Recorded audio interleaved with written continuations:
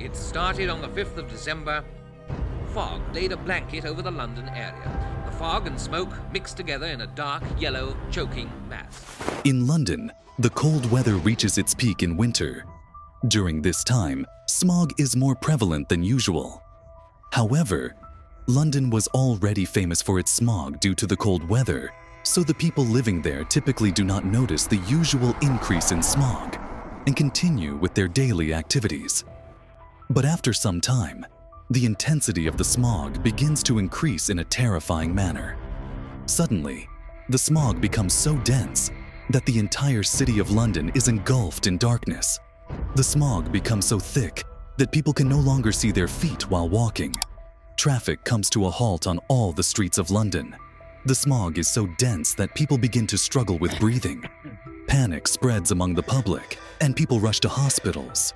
As a result, hospitals become overcrowded, and there is not enough space for more patients. Between December 5th and 9th, around 12,000 people lose their lives due to this deadly smog.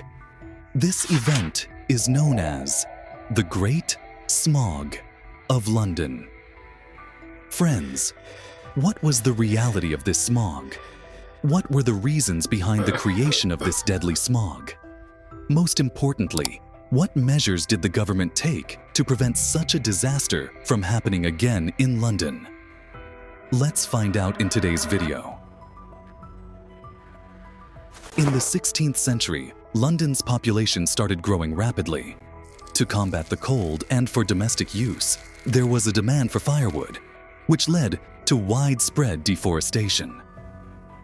By the late 19th century, in response to the fuel shortage, coal began to be used as an alternative. Burning coal to keep homes warm during the winter became the most convenient solution. And as a result, the use of coal reached its peak during the cold months. The 19th century is known for the Industrial Revolution, and this period also saw the expansion of industries in London. These industries also started using coal to meet their fuel needs. The large-scale use of coal contributed to the constant presence of smog in London, which was the reason why, in 1952, when the disaster began, people initially didn't panic as much. However, the question arises, if London was often engulfed in smog, what made the smog of December 1952 turn into such a disastrous event? To answer this, we need to understand the specific conditions of 1952.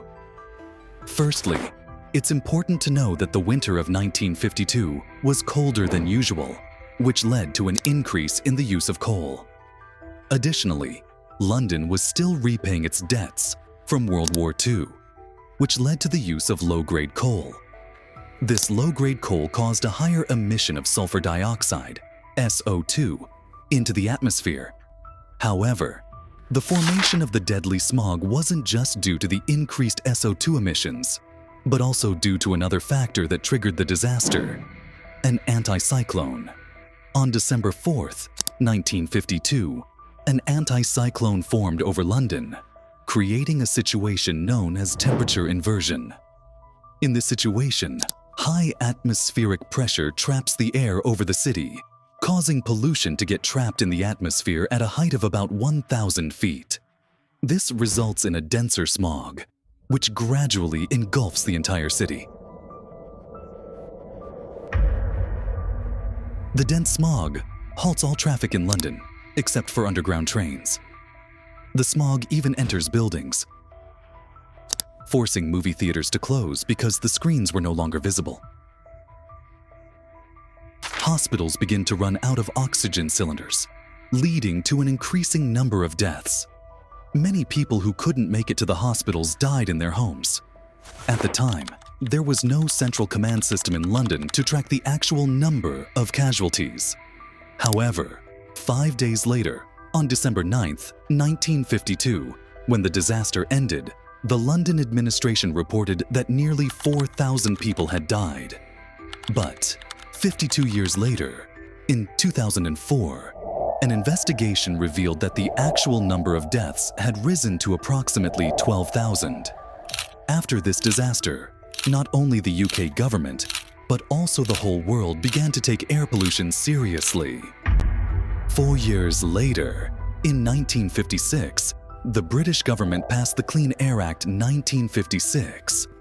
Under this act, smog-free areas were created in London. The use of coal for domestic heating was limited, and industrial coal use was also restricted. Financial assistance was provided to households to encourage them to switch to alternative sources of energy, such as oil, natural gas, and electricity.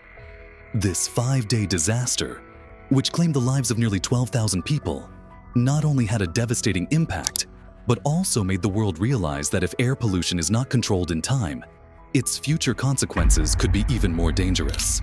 We can observe these impacts today in many developing countries.